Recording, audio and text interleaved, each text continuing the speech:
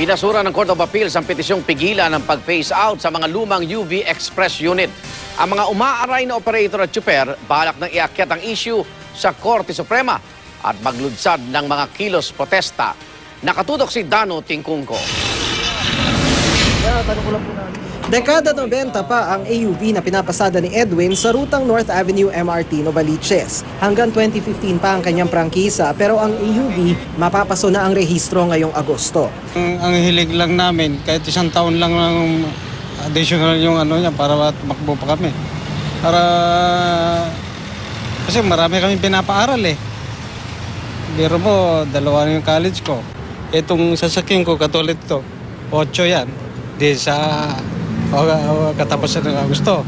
Nitong June 17 kasi, ibinasura ng Court of Appeals ang petisyon ng samahan ng mga FX at UV Express drivers at operators upang pigilan ang Memorandum Circular 2012-017 ng LTFRB.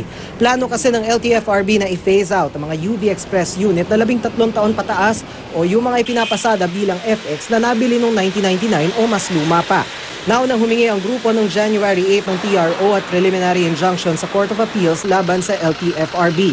Sa desisyon ng CA, sinabi nito na pasok sa mandato ng LTFRB ang Memo Circular 2012-017 na nag-aatas ng pag-phase out sa mga lumang sasakyan. Ang desisyon ay isang kontrata to sa ating gobyerno at saka ng stakeholders.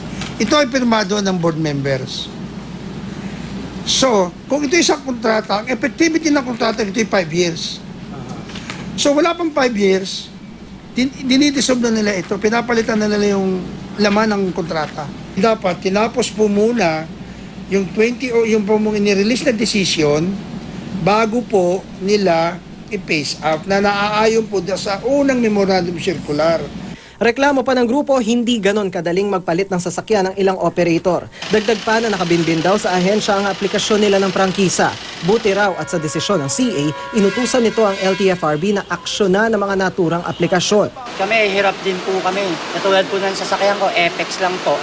Wala po akong pambili ng bagong sasakyan. Paano naman kaming mga hindi makakabili ng unit? Sayang naman yung unit namin, okay pa naman. Tsaka inaalagaan naman namin. Malamig ang aircon niya, tsaka okay yung makina.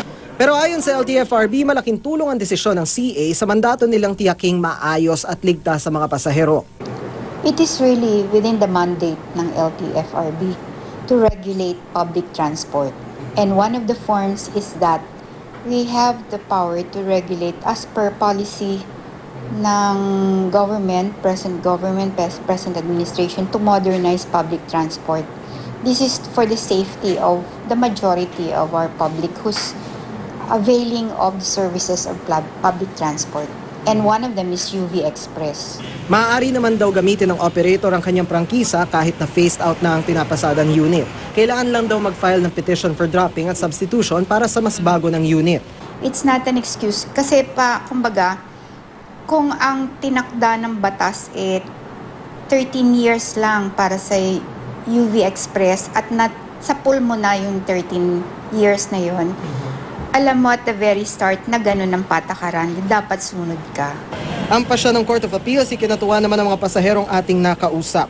Mas maganda naman para kondisyon naman yung sasakyan, safety na rin ng mga tao pag sa bago kaysa doon sa luma. Mas maganda yun kasi yung mga lumang mga version ng mga sasakyan mapapalitan na ng mga bago. Kaya iwas disgrasya, less disgrasya. Sabi rin ng LTFRB, maaari namang kumuha ng loan sa land bank leasing ang mga maapektuhan tsuper at operator ng UV Express unit. Dano Tingkong, Nakatutok, 24 Oras.